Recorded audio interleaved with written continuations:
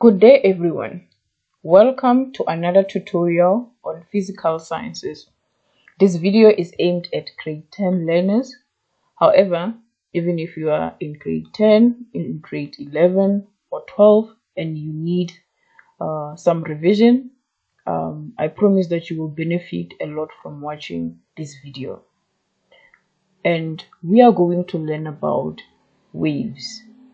And the types of waves that we will learn about, you see, the types of waves that we will learn about, we have, let me just write down. So I said we are going to learn about waves. And we will talk about transverse waves,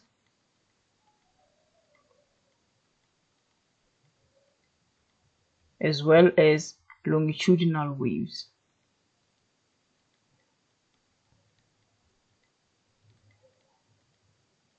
Right? This video specifically is going to focus on transverse wave. So it's this video. And then in the next video, we will talk about longitudinal waves. So that is the next video. So you have to watch these two videos in conjunction so that you understand waves. And then after that, after we learn the difference between a transverse wave and a longitudinal wave, then we will start talking about sound waves. So that will be a video after this one. And then afterwards, we will then talk about electromagnetic waves. So just write EM for electromagnetic waves. So our series on waves is going to compose of 4 videos. The first video will be about transverse waves, right? The second video will be on longitudinal waves. Then we'll talk about sound waves, and then we'll finally talk about electromagnetic waves. This video is going to be longer than the rest of them because this is where we're going to be developing the basics, right?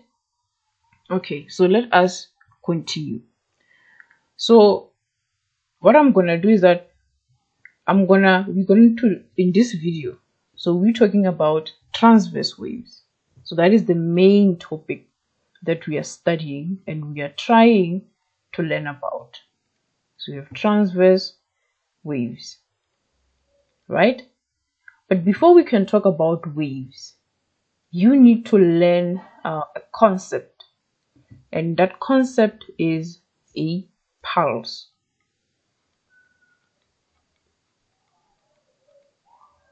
So we need to first learn what is it that we mean when we talk about a pulse. And a pulse, just like waves, can be either transverse or longitudinal, right? So we will need to then differentiate what we mean when we talk about a pulse and what we mean when we talk about a wave. And you will see the relationship, the properties, right? Additionally, we will also perform calculations. Calculations that are related to both a pulse as well as a wave. So you need to know their calculations, right? And in addition to this, you need to know, and this is, we're going to define this term, you need to know a few terms. In an exam, you can be required to define and to explain what a certain term means. So these are the terms that are, I feel like, are central to your understanding of what we mean when we talk about a wave or a pulse. So the first term, we will say it's a wavelength, and we will define it later in the video. So you need to understand what we mean when we talk about a wavelength. You need to understand what is it when we talk about frequency, right? You need to know or learn what we mean when we talk about a period. You need to define what is an amplitude, and all of this we're going to talk about. You need to know what we mean when we talk about a trough. So this is the letter R. It's a trough. And F, we need to know what is it that we talk about when we talk about a crest or a peak of a wave. And the last, I would say, let me think. You need to understand what we mean when we say a wave is in phase or out of phase. And we will describe all of this. So we'll talk about what is a pulse, we'll talk about what is a wave, and then we will perform some calculations. There are certain formulas that we will talk about, and then there's also terms, these terms that you need to understand. And that is what you can essentially expect from this video with respect to transverse waves, right? Hope that is clear. To start off our discussion, I would like for you to imagine, let me get a pen. I would like for you to imagine that you were holding a string. So you have a string. Imagine that this is straight, just that I can't draw straight lines. Just fix this here. So you are holding a string, and then so here you are, there's your hand, then it's holding this string. Let's say this string maybe was connected to something at the other end, right? You're holding this string, and then you then decide to shake it. So you just give it a shake, just quick one, up and down. You just shake it a little bit, and when you do that, this is essentially what you can expect. So you'll shake the string up and down, just a quick jerk up and down, and you're gonna, if you were to look at the pattern on the string, you will get something like this. So somewhere along the string, you will see a sort of a bump, and that bump, that is what we are interested in. So you will see that we call it a disturbance. So this disturbance that you will create by just giving your string a little bit of a shake, right? And this disturbance has a very specific name to it, and that is what we refer to as a pulse. So when you shake your string, you create a disturbance, and that disturbance is referred to as a pulse. So this means that by shaking the string, you have created a pulse. So how do we then define a pulse? So the standard definition of what a pulse is this, that a pulse is a single, and you need to know this definition, is a single disturbance,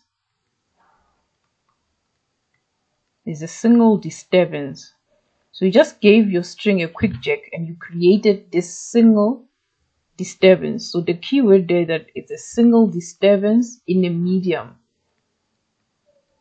So you may be wondering, what do they mean when they talk about a medium?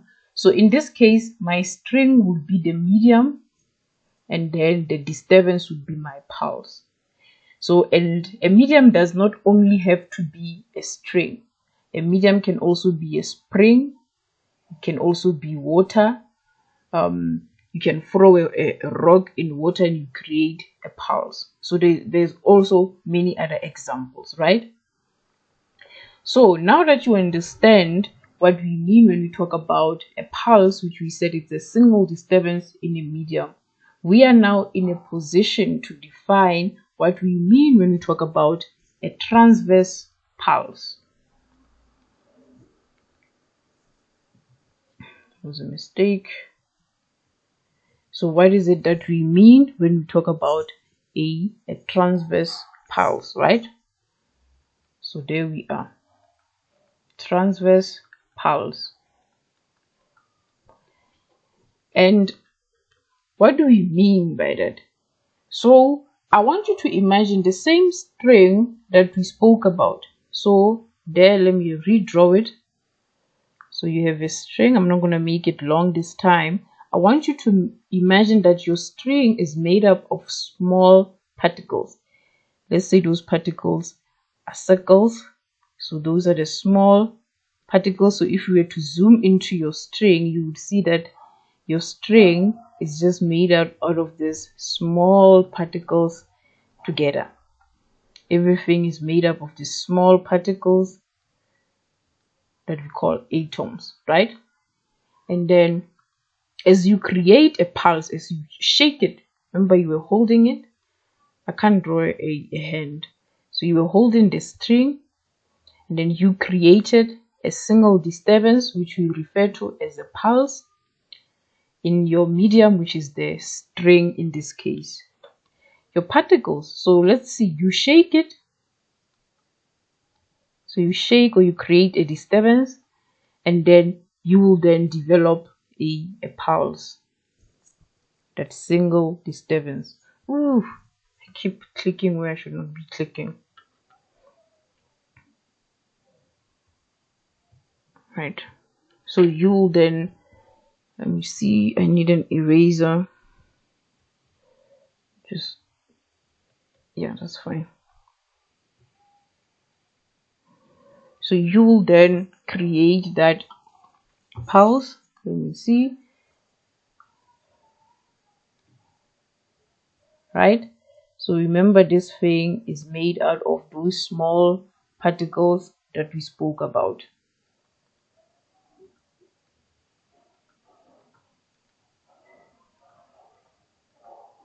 They are all just sitting close to each other. So you will notice something, right?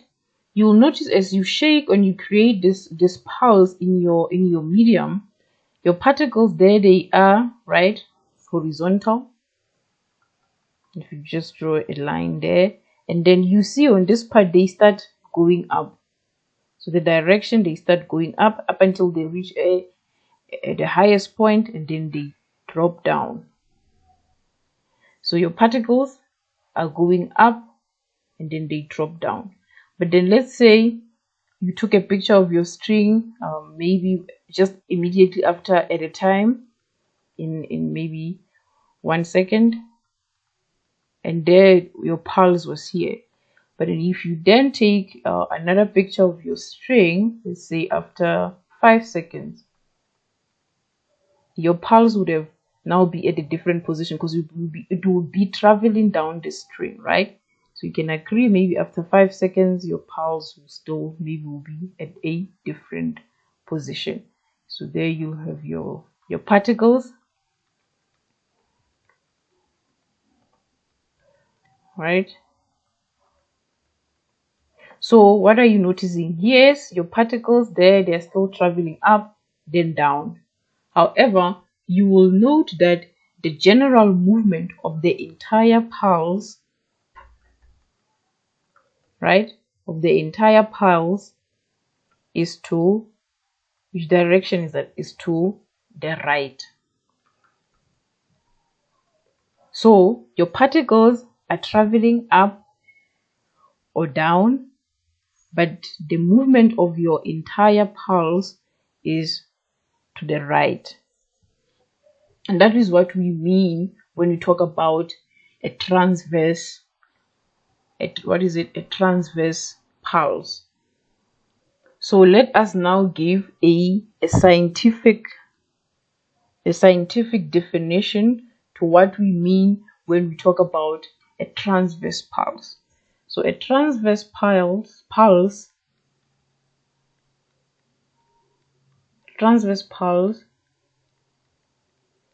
is this. Is a pulse in which and this is a definition that you need to know, in which the particles, as you already demonstrated, the particles of the medium. Remember, in our example, our medium was a string. Of a medium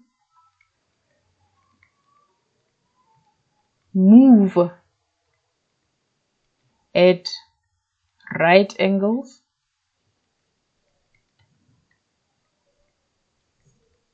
to the direction of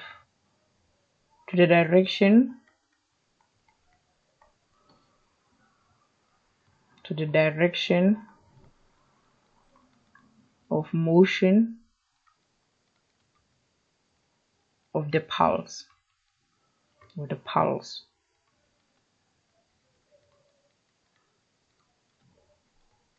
So a few things to understand. Your particles, like we said, were moving first up, right?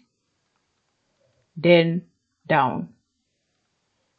However, your entire pulse was always moving to the right. So now let's say you see that your particles were going up and then your entire motion was moving this way. The entire motion of your pulse was moving to the right. And if you now were to measure the angle between the direction of the particles, and so these are your particles, and then this is your pulse, you find that it's 90 degrees. And when that angle is 90 degrees, we say that is a transverse pulse, and we say that they are at right angles to each other. So remember, a right angle has that 90 degrees angle between them. Additionally, we can say that the particles are moving, so your particles are moving perpendicular to the direction of movement of the pulse. So whenever we find that something creates a 90-degree angle with whatever we are interested in, we say that it is perpendicular. So your particles are moving perpendicular to the direction of the movement of your pulse. So even if your pulse is going down, right, you still see that the angle between the motion of the particles and the general direction of your pulse, which is moving to the right, is 90 degrees. I hope that is clear. So you need to be able to then define what we mean when we talk about a pulse. So we can go a step further and say, okay, I'm going to draw a pulse. So you still have your string and you draw a pulse. So it's that single disturbance in the medium, right? And then I want to now draw maybe there a line, which will be maybe our central line, right? And we will now define a few properties of this pulse, right? I don't know, can't I change the color of this pen? Okay, I can. Right? So I'm gonna just try to use different colors to describe different things. So we will define a few things. So this is your line. So where your pulse is coming from, right? And then here I want to just draw where your pulse returns. Let's say maybe somewhere there. I apologize about the noise. Right. So here at this position, there you see there's no disturbance at all on both sides. At that position, there's a name we give for that position, and we say it is the rest position.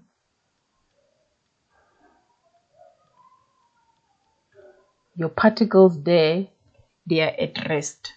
They are not moving up or down, right? So even on this side, we will have a rest position.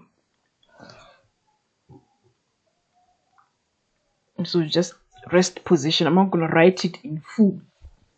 Another thing we can define about a pulse is something. So we can say from here, where your particles start moving up or down, up until there, the other end again, when they stop moving up and down, that is your pulse length.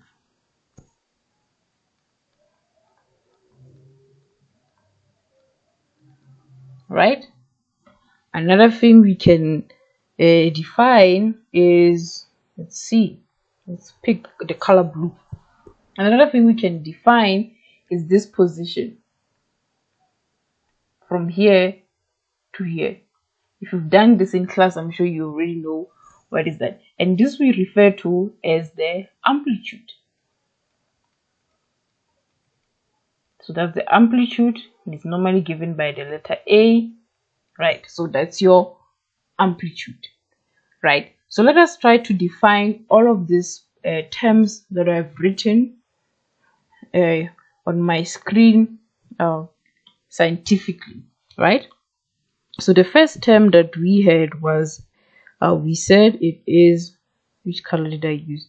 We said it is the rest position, but I don't think that is going to be clear. Let me just use a single color, red. I like red. So the first thing that we defined was rest position. You need to know what we mean when we talk about rest position. So that's the rest position, and it is the position from which all particles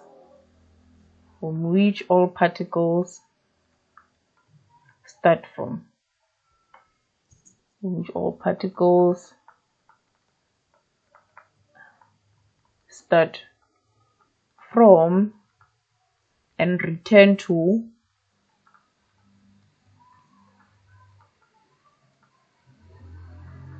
after the pulse has passed.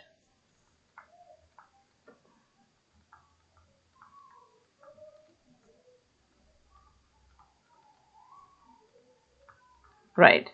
So remember, after you create this this disturbance in your medium, and in our case we're talking about a string, your pulse will essentially be moving. Let's say it was moving to the right. So at one point it's here, and then maybe after a couple of seconds your pulse is going to be somewhere there. And we said that for a transverse pulse, the particles are moving up and down. So before they move, they start here, they are here, they are at the rest position. Then when the pulse comes, they will move up, then down, and then finally return to the same rest position. So that is the first definition that you need to be familiar with. The second one that we defined was the pulse length, and that we can define as the distance between, so there is your pulse length. It's the distance between the start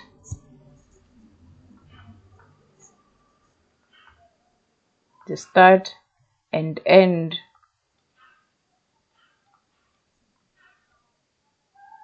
of a pulse, right?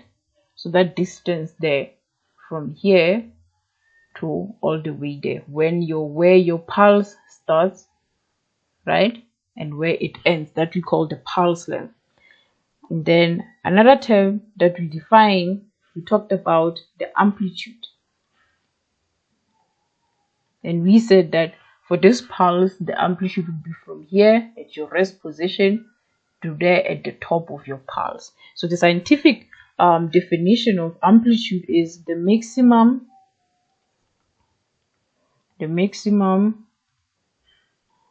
displacement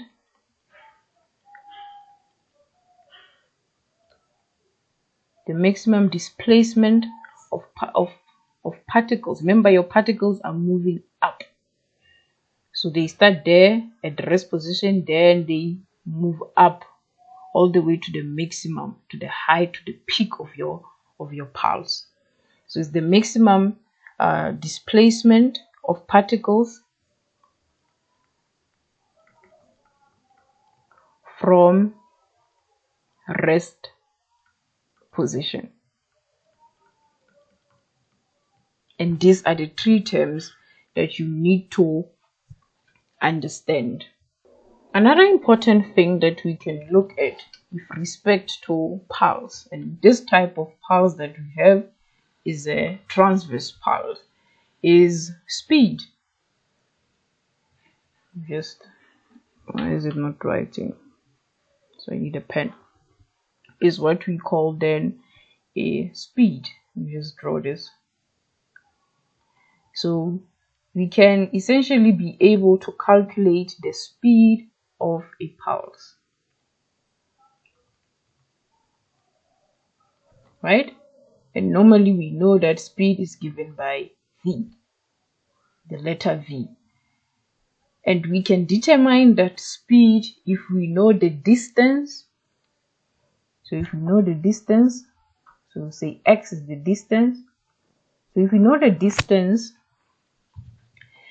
that the pulse has traveled, and that distance must be in meters, and then we know how long the change in time, delta t, so that's the time, we know how long it took that pulse to travel that specific distance, and that must be in seconds.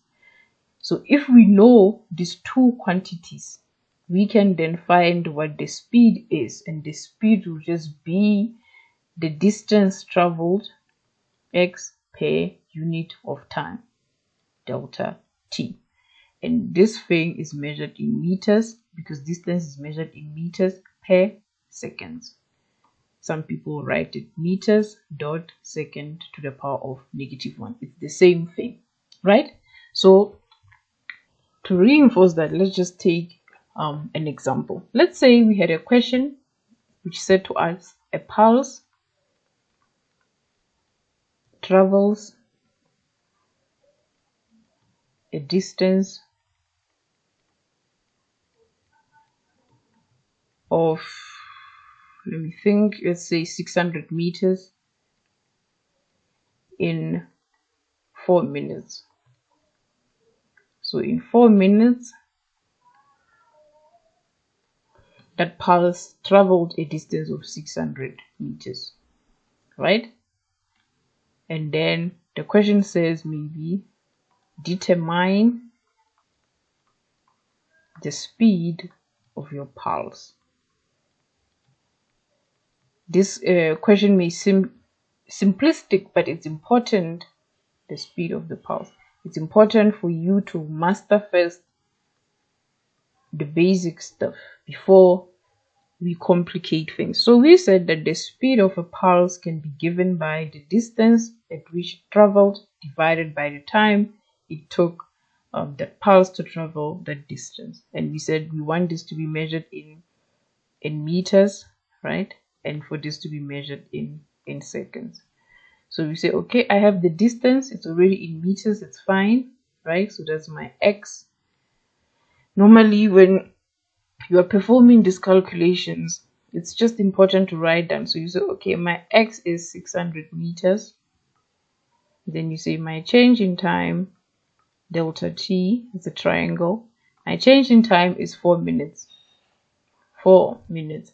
But I know that I need to report to substitute my time here in seconds.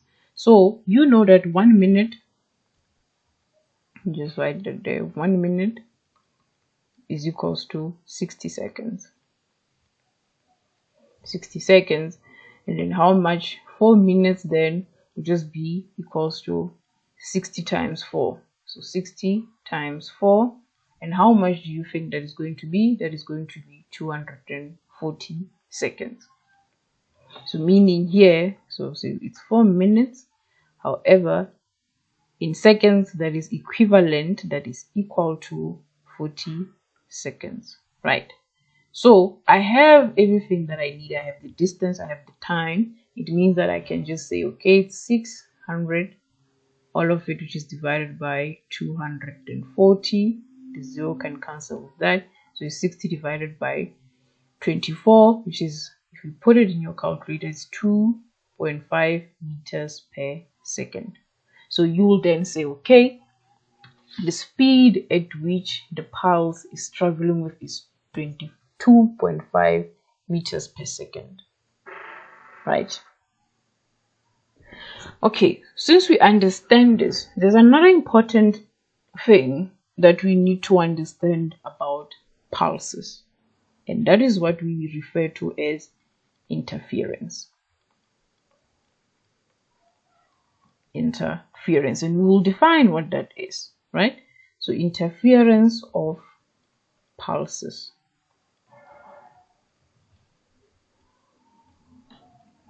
So we will be talking about this phenomenon that we have already described, and we said it is interference. And let us begin that discussion by defining the term interference. So what do we mean when we say interference in physics, in science? So this refers, so we say interference refers, this is an R, refers to the overlapping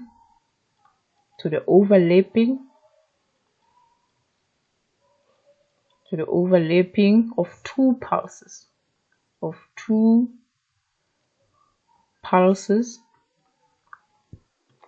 when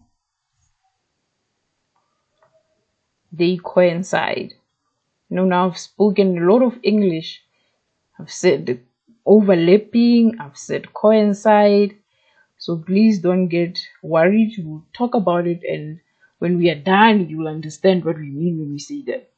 So what does this mean, to overlap and coincide? So this means that, I'm going to write it down. This means what happens.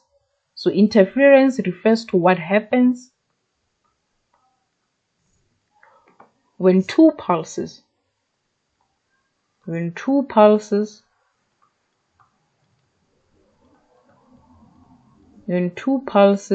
meet. So you need to understand, you have two pulses, maybe more than two. When they meet, right, they meet at the same point.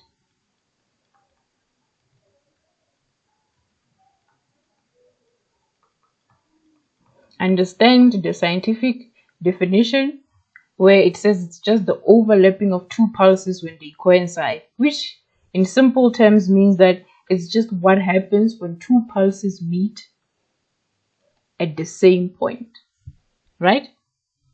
And there are two types of interference. So there are two types of interference that we will study. Interference, right? There is one, the first one is constructive interference, and the other one, if you've studied this or if you've done this already in class, you will remember that they refer to it as destructive interference, right? So you will be studying those two types of interference.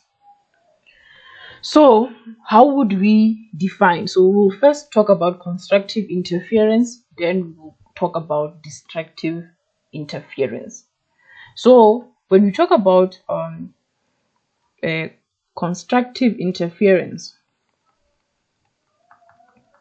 and remember, interference is just what happens when two pulses meet at the same point. We know what, this is not the spelling. That is definitely not the spelling for that. So spelling is important. And as much as it's physics, you also need to pay careful attention to the spelling. Don't cut corners. Interference. I know I write very fast, so sometimes I tend to make those mistakes, but it's important for you to know how things are spelled, right? So we will talk about constructive interference, and we said that interference essentially just refers to what happens when two pulses meet at the same time. And the more scientific definition of that was the overlapping of two pulses when they coincide, right? So I want you to imagine that we have two pulses. So maybe we have two pulses.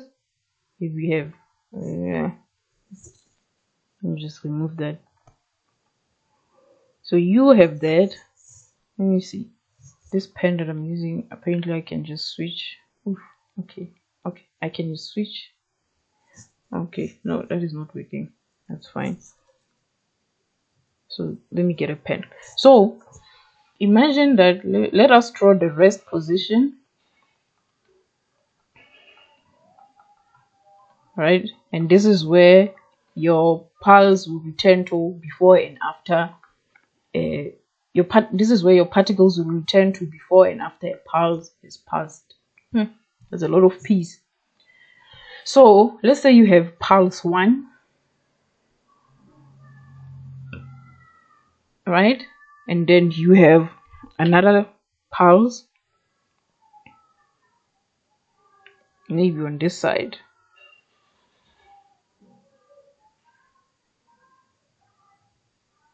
right? So I need to change my rest position.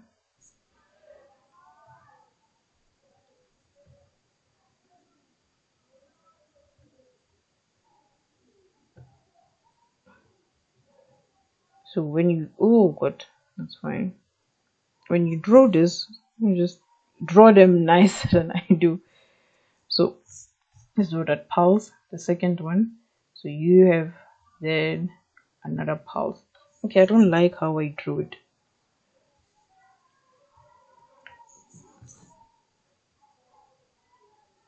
There's your pen. So you then have another pulse, maybe there. And I want you to assume that they have the same amplitude. So here at the bottom, you have your rest position for both of them. So the distance from there, from the rest position, we said is the amplitude. So they have the same amplitude A. So they have the same amplitude, right? So let's call this pulse 1. 1, and let's call this one pulse 2, right? And then let us define another term, so let's say there at the top of your pulse there's a name for it, for that position, and that position is often called the crest or the peak. And let us then define what we mean when we talk about a crest. So a crest is, the scientific definition of, is the highest point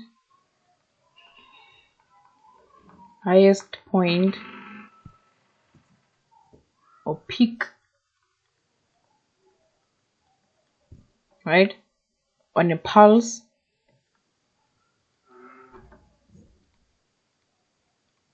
or a wave. We are still going to talk about waves. Right now, we're still talking about pulse or pulses, right? So let us then add more information. Let us say then that pulse 1 was moving to the right, and pulse 2 was moving in the opposite direction to the left. So this one is going to the right, and this one is going to the left. At some point, they're going to meet. And when they meet, we will say that they will be interfering. So remember we said interference just refers to what happens when two pulses, pulse 1 and 2 in this case, meet at the same point. So remember this pulse will move there after a couple of seconds, and this one will also be a bit closer up until they combine, they meet, right? And because we're talking about constructive, constructive interference, something will happen. So during interference, so I'm going to write during interference, when they have met, when they meet at that same point, this is what will happen. You will get just a single pulse, but this single pulse will have an amplitude that is different from these two amplitudes. So these two amplitudes will just add together. So A plus A, how much is that? It's 2A. You see what has happened, and this is just for constructive interference. So constructive interference then refers to, so it's constructive interference. Constructive interference then refers to a phenomenon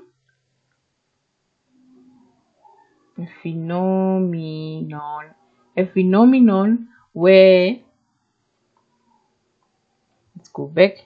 So remember we said that this position there at the top is the crest. So it's a phenomenon where the crest or trough, and we will still define what a trough is, of one pulse overlaps with the crest or trough of another pulse, right, to produce a pulse of increased amplitude.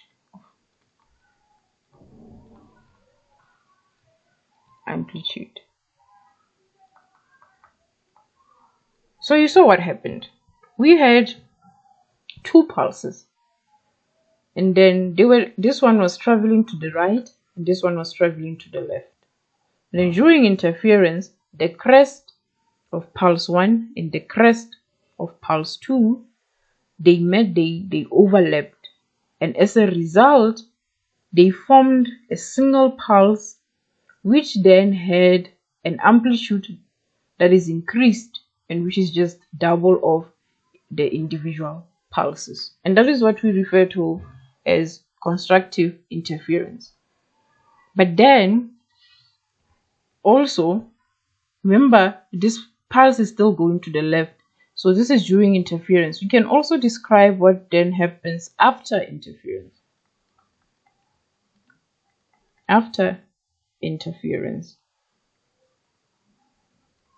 Right? So after interference, everything will kind of return to what it looked like initially. So we have pulse 1, it's not going to be pulse 1 now. We'll still have two pulses. They still have amplitude A, right? So that distance, that maximum displacement from rest position, that we defined as amplitude. But now your pulse 2 will still be traveling to the left. So this is pulse 2 because it interfered with pulse 1, then it went past pulse 1. So here we'll now have pulse 2, and on this side we'll have pulse 1, which is still traveling to the right. Okay, I hope that is clear. But before we move on, this phenomenon whereby during interference, right, where the amplitude of the individual pulses add together is referred to as superposition. So when those two amplitudes they add together, we say that they have superimposed. So it's called superposition. So we can then define another term. We say superposition. And what does it mean? It just refers to the algebraic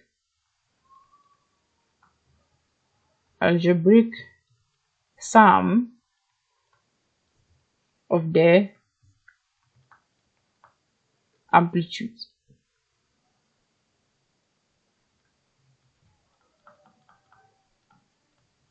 Of the amplitudes of the two pulses.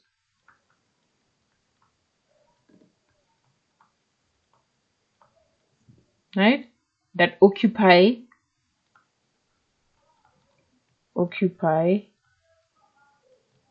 the same space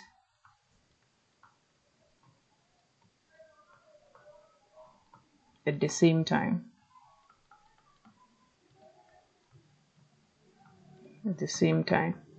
So remember we had pulse 1, which had an amplitude of A, pulse 2, which had an amplitude of A, and then during interference, the two amplitudes just added together and we had 2A. And that was for constructive interference. You may be wondering, what happens if the two pulses involved maybe are facing this direction? So you have pulse 1, maybe pulse 2. This is traveling to the left and this is traveling, they are traveling towards each other to the right, and they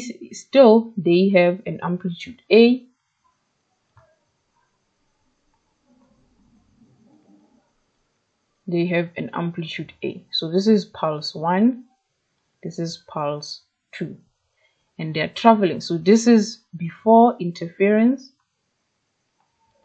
I'm just going to write before interference, and then you have during they will meet, right? So here you have your rest position, and then they will have double this, they will meet, form a single pulse with double the amplitude, and that we said it's the superposition, right? And then we also have after interference, when they are going their separate ways again now. Then you have your pulse 2 here, so this is pulse 2, which is still traveling to the left, and then you will have your pulse 1, which is traveling to the right, still with the same amplitude A, so that maximum distance displacement from rest position to the that point. And then this point here, when it's like this, you see it's not the maximum point, it's not the highest point, it's the minimum point of all your wave. If here we had 0, this was going to be negative, we call that the trough. You need to then differentiate between what a crest is and what a trough is, right?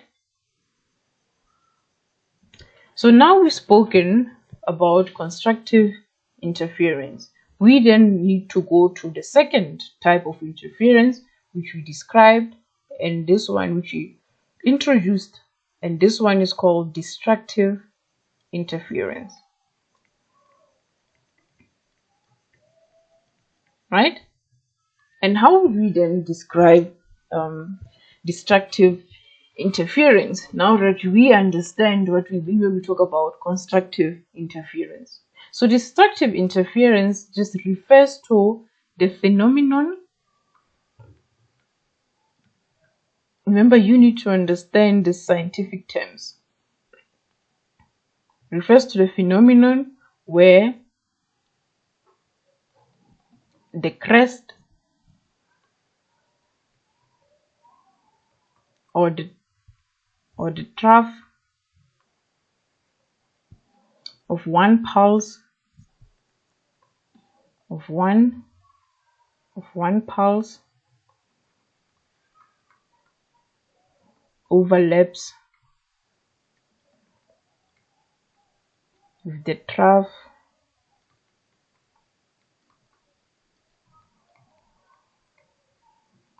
or crest of another pulse.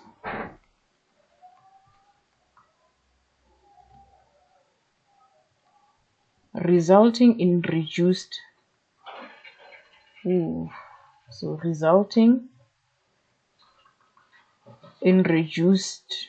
a pulse of reduced amplitude. Now I want you to differentiate between the two interferences that you observe.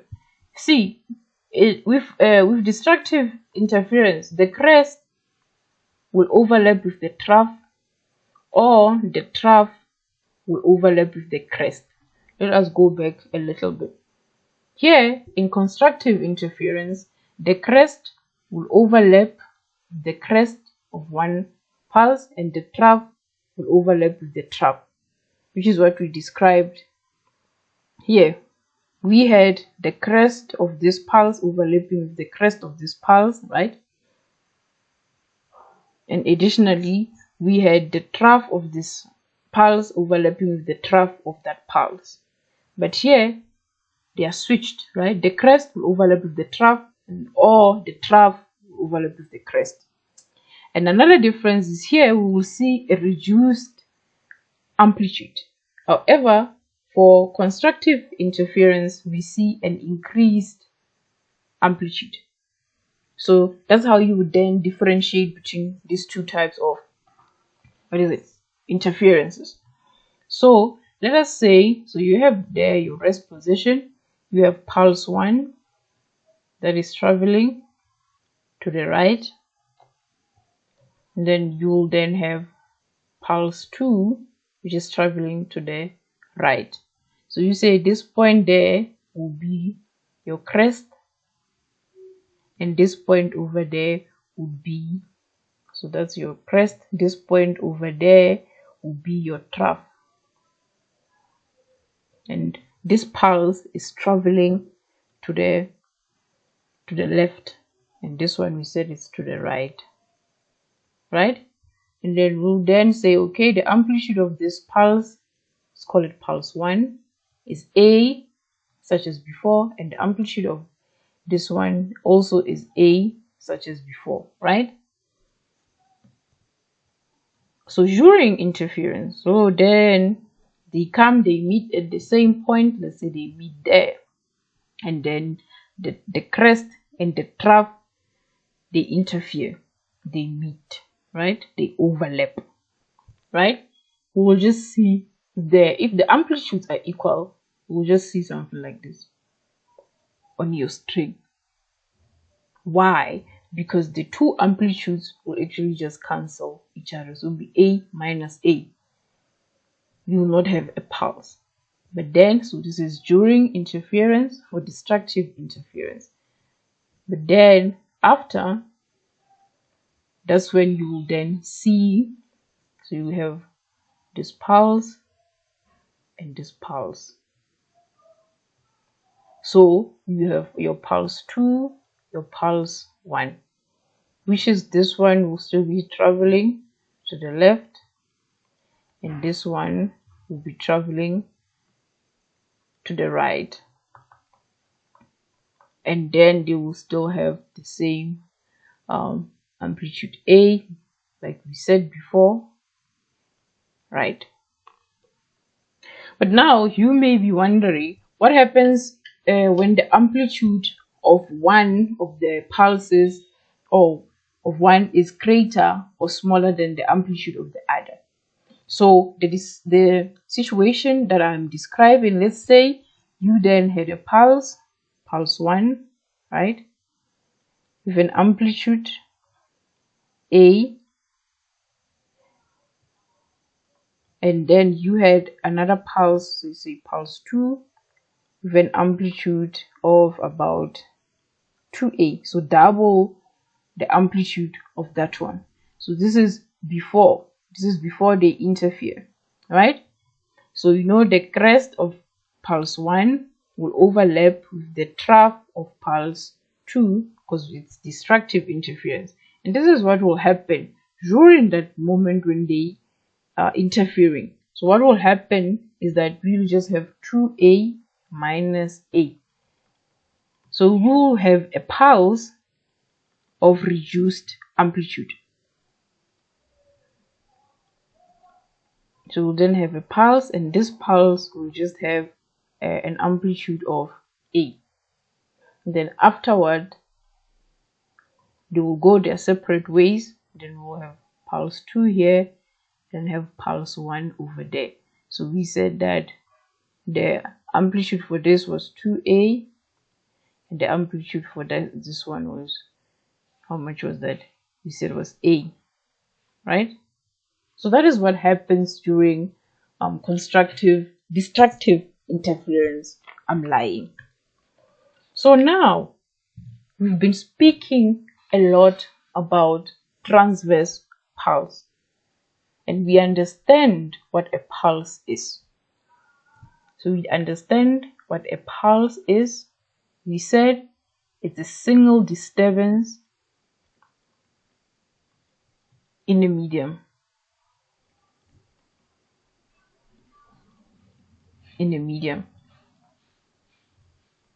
So a medium can be a string, and then you shake it to create a single disturbance, and that was what we refer to as a pulse. And we also described what we mean when we talk about a pulse that is transverse, whereby the motion of the particles is at right angle. Motion of particles is at right angles to the motion of the pulse. Particles is at right angle, meaning that there's a 90-degree angle between them. They are perpendicular to each other, right angle to the motion of the entire pulse. So we said that your particles can be going up, but your pulse be going to the right, and the angle between them is that, or they could be going down. This one is going to the right, and the angle is 90, right? So when we have disturbances of repeated transverse pulses at regular intervals, we then say we have a transverse wave. What do I mean? So let me draw a rest position. Okay, maybe let me use, okay, it's fine. I'm going to use, for rest position, I'm going to use the red color. And then I'm going to change the color to, let's say, blue, right? So, and then I'm going to draw. So this is a pulse, but then we can have another one there, and another pulse there, and another pulse. Let's say they were all equal, and they looked way nicer than they look on my screen, right? So now we have multiple pulses, and when we have that, we say that entire thing is a wave. And this is going to be a transverse wave, because the particles will still be going up, then down, up, but the entire motion of the wave is to the right. So this is a transverse pulse, transverse wave. So let us now define a transverse pulse scientifically, the scientific explanation or definition for it. So a transverse wave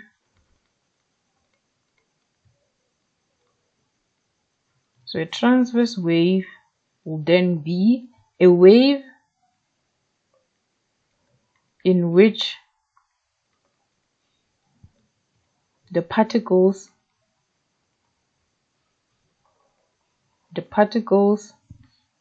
of a medium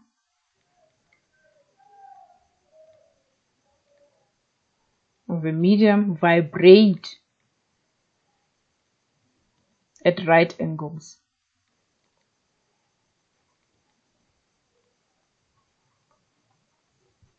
to the direction of motion.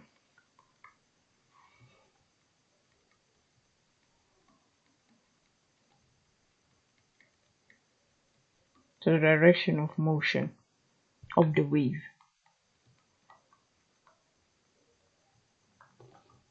And a transverse wave is just a succession of transverse pulses. So when we have that single disturbance, we have a pulse. But now when we have many disturbances, then we start having a wave. Hope that is clear. So that is why we needed to start our definition, our discussion with pulses. So when you now understand what a pulse is, it's easier for you to understand what we mean when we talk about a wave, right?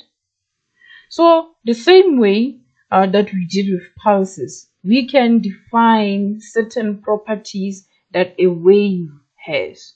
So let us draw the Cartesian coordinate. So that will be your y, and then maybe this will be your x-axis. And I want us to draw a single wave, right? So let's say this is here in the y is the distance, and then it's measured in meters. On the x, you can either have the time. So distance can be plotted against the time, and remember time is measured in seconds, or against the distance. So this distance m. So this would be the distance your particles are traveling up and down, or vibrating up and down, remember? And then this would then be the distance your wave is traveling to the right, right? Okay. I want us to then draw a single wave. This is a single wave. So if there was a particle here and it was moving in general, it was just moving to the right. So it started there, up, down, then up again, and it returns to the same position it started at. This is when we define one wave. So this is one wave. And then this point, this axis here, the x-axis, we can then say that is just the rest position. So that's rest. Why is it not writing? Rest position, right? Then we can say there at the top it's the crest or peak, and then there at the bottom is the, what did we say this is the trough, right? And then we can also define the amplitude. So the amplitude, maximum displacement from the rest position, let's say that's the amplitude A. Even there is also the amplitude A, right? So in addition to everything that we have described, there's a new quantity that we can describe. This distance from here, let me take a pen of a different color. Let's say blue. So from here, this distance there from here to there at the end of your wave. See the distance, that whole distance, it has a name to it. That is, and it's given as the wavelength, the length of the wave. And it's often, we write it down using the Greek letter lambda, that is written like that, and it's measured in meters. Sometimes you'll see maybe a question will say the wavelength is maybe 90 nanometers. You need to be able to convert or maybe 90 micrometers, and you need to be able to convert. But we're not there yet. Right. So what do we mean when we talk about this wavelength? So I'm going to start with the simplest definition of a wavelength. Then later on, I will give the more slightly complex definition of it. I would say it's the distance of a complete wave. Of a complete wave. So we said from there to there, your wave is completed. That's a full, that is a full wave, because it started there, and then it returned to the same position, right? So that is a full wave, right? So it's that distance there. But now, let us then say, what if we didn't have just a single wave? We had multiple waves. So we then had the first wave and the second wave. So that will be your x-axis, which is your distance, x in meters. Even on this side, it can either be the distance x in meters or the time. Like I said, that you can plot your distance of your particles up and down against the distance of the whole wave, right? Or the distance versus the time, right? So I don't like, just remove this, doesn't look nice, right? So then say, okay, this is the x-axis, right? And then we know, like we did before, what the amplitude is, etc, etc. So let's just label these positions. A, there at the crest, maybe we have B, and then there halfway through it we have C, G, E, F, G, H, I, right? And then you realize something, right? So we said that the distance, get a pen, different color pen. So the distance for a complete wave, meaning the distance from here to here, so A, B, C, G, E. So that distance from A to E, that's a wavelength. That's one wavelength, because the distance for a complete wave, right? But then also somebody may say, yes, the distance from there to there also describes the wavelength, and they are true. It's a complete wave. So you can, you see, if you add this piece there together with that piece together with this piece at the bottom, it's one wave, complete wave. Meaning also the distance from here, E to I, is also a wavelength. And you see, and also the distance from D to H is also another wavelength, right? So another thing that we can describe about this particular these waves, because there's two waves here, so you have two complete waves here in this sketch, right? We can talk about in phase. What we mean when we say something is in phase and something is out of phase, right?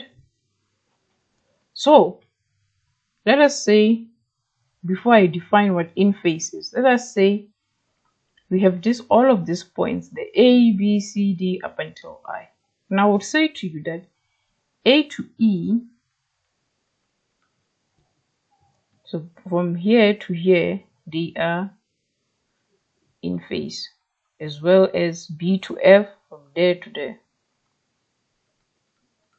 they are in phase, as well as A to I, they are in phase. And then you may be wondering, how am I determining as well as D to H, they are in phase. How do I know that? I know that because when we say the definition for in phase, when we say 2 points are in phase, we mean that they are separated. They are separated by a whole number. So you need to know what we mean when we talk about a whole number. And when we talk about a whole number, it refers to either 1, 2, 3, 4, 5, up until, yes, So they are separated by a whole number multiple of completed wavelengths.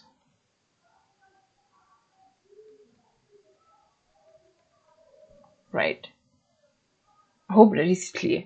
So let us then look. Let us say A to E. A to E. So the wavelength from A to E is just one wavelength. So you can say one wavelength, one lambda. So those 2 points are in phase. And then we go to, which was the second one, B to F. From here to there, it's still separated by one wavelength. So they are in period. So the separation is a whole number, and in that case, it's the whole number 1. And let us try a different one. Let's say A to I. So from A to I see I have 2 waves. So one, this one from A to E, and this one from E to I. So they are separated by 2 wavelengths. So 2 wavelengths is 2 is the whole number. So those two points are in phase.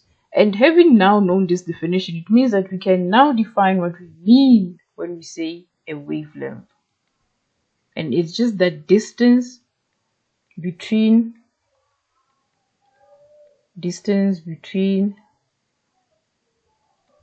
consecutive or successive points that are in phase.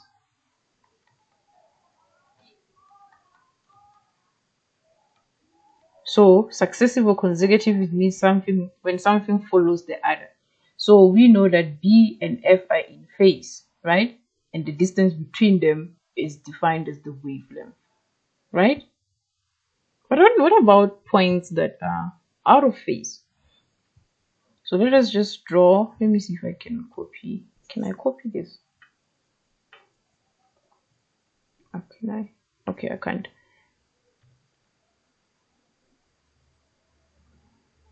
So let us come here. Out of phase. I don't want to redraw the whole sketch. So out of phase points. So when we say something, the points are out of phase. This is what we mean. We mean that they are not separated by a whole number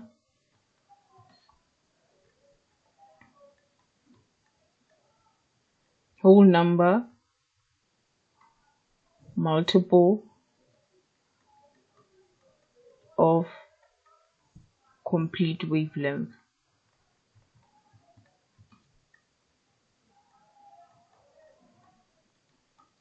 So when you look at the 2 points, let's say you had certain points. Let's take an example. Let's say point A to B. So point A to B, you see that the distance between them is not a multiple, it's not a whole number multiple of wavelength, right? So it's just half of a wave. So the distance from A to B, for example, distance from A to B is just a half of a wavelength. So this value is not a whole number. So we'll know that they are out of phase. You can also look at another one from A to C still. The separation between them is not a whole number multiple of completed wavelength. I'm lying here. Hey, I'm lying. So this is a quarter of a wavelength. And then from A to C, that's when you have a half of a wavelength. My apologies. It's 1/4. And then you see the trend. Then the distance between A and D, it's 1 wavelength and a half. So A to, what did I say? It's A to D. It's a 1 wavelength, 3/2 of a wavelength. So that is the difference between points that we say are in phase and points that we say are out of phase, right? So only a few points on your wave would actually be in phase on your wave. So remember, this is for wave 1, this is for wave 2. And this point here and this point are in phase because the separation, the distance that separates the two, is a whole number multiple of wavelength. And in that case, it's 1 wavelength, not a half wavelength or a quarter wavelength, etc. So we've talked about a lot of things, and I'm hoping that at this point in time you are starting, you would say that your understanding of waves has increased, right? And in this video we're only just focusing on transverse waves. So the last thing that we will do, let us do calculations that are connected to waves. Calculations, right? So sometimes a question may say to you, okay, first maybe calculate something that we call the frequency of a wave. And normally it's represented by a small letter f. We'll describe what it is. Or calculate the period of a wave, which is defined by t. Or C, the speed, v. And then sometimes you can also be asked to calculate the wavelength, which you define as the Greek letter lambda, right? So we are going to define all of these terms before we start our conversation as to how to then calculate. So the first, I would say, okay, let's say you have a wave, right?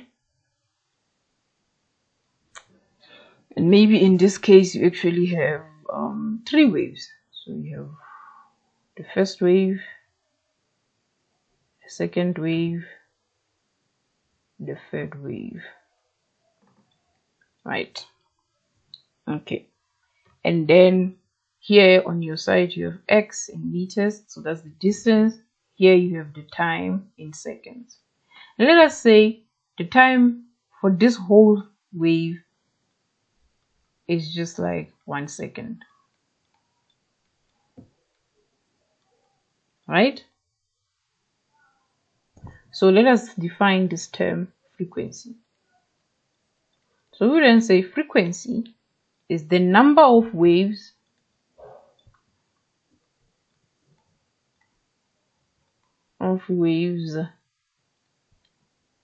in or per second. So how many waves do we have per second, right? So we would then say, okay, and that frequency is measured by something we call hertz. And then the short form of it is just Hz, right? Awesome. So if we were then asked to, so then we say, okay, frequency f is nothing, it's just the number of waves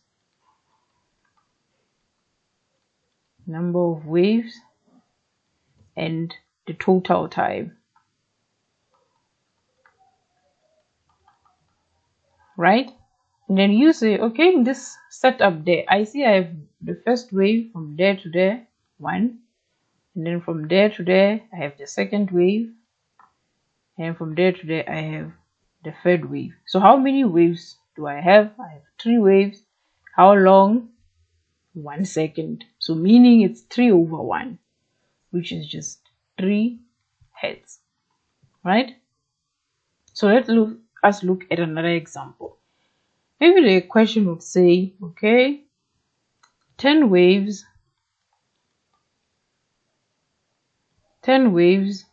pass a certain point in 8 seconds. 8 seconds.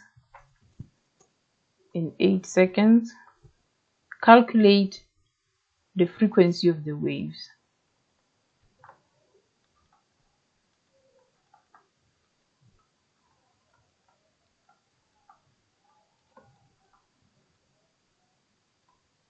So we'll still use this formula that we have. So F, which is going to be the number of waves. How many waves did they say that is? It's 10. How long do they pass? How long did it take for them to pass that point? It was 8 seconds.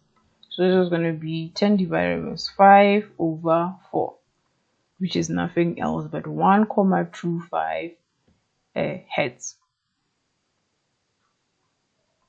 So that is how we would define the frequency. In addition to that, we can then describe another property of waves, which I said it is the period. So the same situation that we had, how many waves is this? 1, 2. Okay, so I need to draw the third wave. This is still your distance in meters. This is still your time in seconds, t in seconds. And then this whole thing, it's just in 1 second. Right? The period is defined as the time taken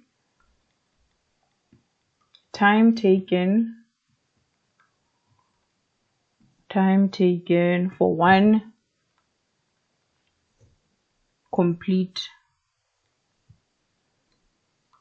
wave, right, in seconds, right? So the period, if we were to write that as a mathematical equation, would be the total time divided by the number of waves. So in this case, we would then say, okay, what's the total time? It was 1. What is the number of waves? It was 3. So it means that 1 over 3 seconds is my period for one wave, right? Look at an example. So let's say an example was saying, okay, 10 waves. So this is a question. 10 waves pass a point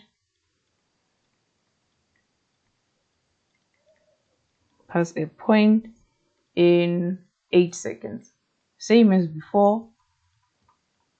In 8 seconds, calculate. So we then have to calculate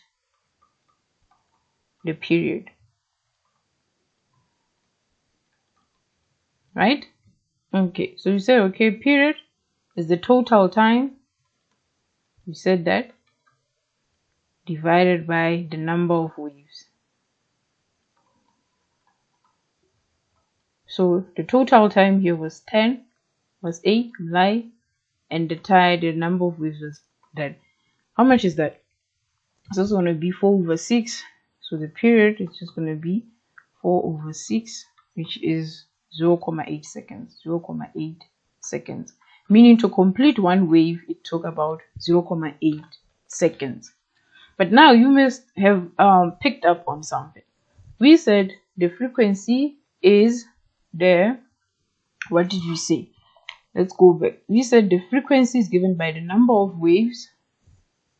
Number of waves divided by total time.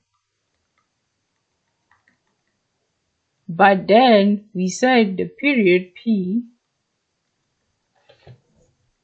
is the total time divided by the number of waves. I just want to make you aware of something. Some books would write the period as T, big letter T. They're the same thing, just that I used P in my case, right? So sometimes they write the period as T.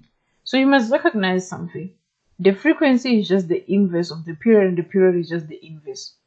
Here you see for frequency, the number of waves is in the numerator. Here for the period, it's at the denominator. The total time for frequency is at the denominator. However, for the period, it's in the numerator. So they are just inverses of each other. So we can then say F is defined by the inverse 1/0 of the period T. And consequently, the period is defined as the inverse of frequency. Right? And these are also important equations that you need to know. If you have the period, it means you can calculate the frequency and vice versa. Right?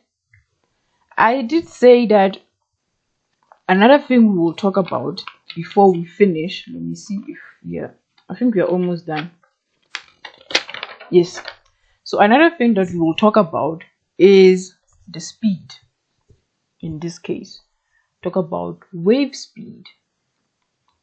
And this is not going to be something surprising, right? Because we've already talked about pulse speed. And the speed of this wave will still be given by the distance x in meters and the change in time, right? So let us then assume that a question was saying, okay, calculate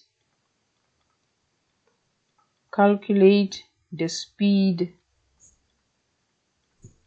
of a wave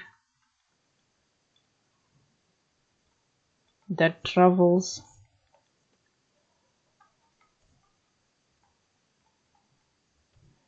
100 meters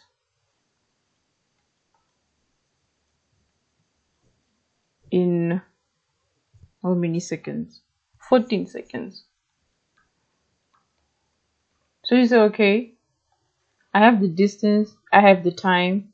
It's just a matter of saying it's going to be 100 out of 14. Put that in your calculator. You have 7,14 meters per second. Right? They are often straightforward.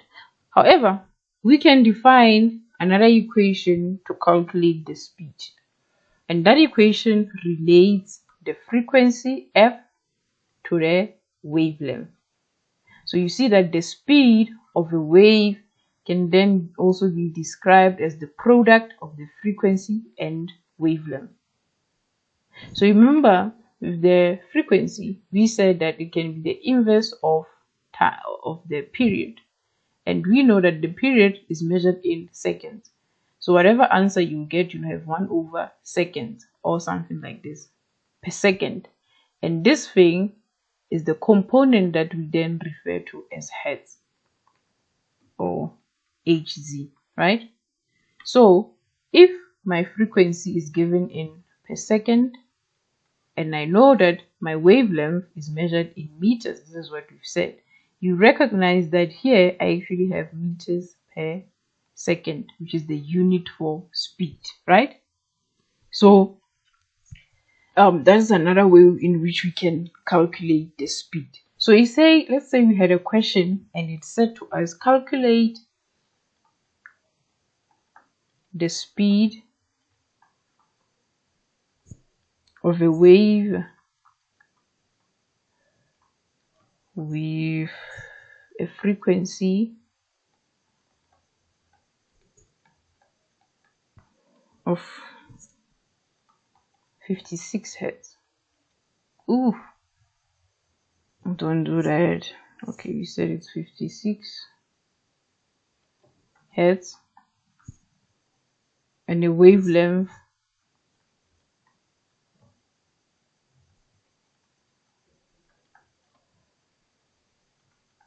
of 10 millimeters. Okay, so we'll say, okay, my wavelength is 10 millimeters. So when you hear the term milli there, you just know that it just means multiply by 10 to the power of -3. Then you'll just write your meters, right? Another way, if you say milli, you know that 1,000 millimeters equals to 1 meter. So it means that I need to then find how many meters is 10 millimeters. And that essentially, if you cross multiply, you'll find that to convert from millimeters to meters, you just divide by 1,000. So in this case, we'll say, okay, 10 millimeters multiplied by 1 millimeter, which is just 10 on this side. Then 1,000 multiplied by x, that will just be 1,000 times x. So we're trying to solve for x, so we can divide both sides by 1,000. So you see what I meant when I said to convert from millimeters to meters, you just divide by 10. And then to convert from meters to millimeters, you then multiply, just the reverse. So here, you just say it's either 10 multiplied by 10 to the power of minus 3. Milli just means multiply by 10 to the power of minus 3. Or somebody will say, okay, I know, I just need to divide by 1,000, right? It's the same thing. Okay, so we'll then say, okay, this is the formula. I have the frequency, I have the wavelength. I can just say, okay, it's 56 brackets 10 multiplied by 10 to the power of minus 3. Put that in your calculator and you have 0.14 meters per second. Right. So this brings us to the end actually of this video. And the takeaways is that you now understand what we mean when we talk about a pulse, a transverse pulse. Right? You know what we now mean when we talk also about a transverse wave. Transverse wave, right? And for both of them, you can define a number of things. You know what we mean when we talk about the amplitude. You know when you talk about the crest, the trough, when you talk about superposition, all of those things that we studied. And then when we move in the next video, when we talk about longitudinal waves, it's going to be much easier to understand them, right? Okay, thank you so much for watching.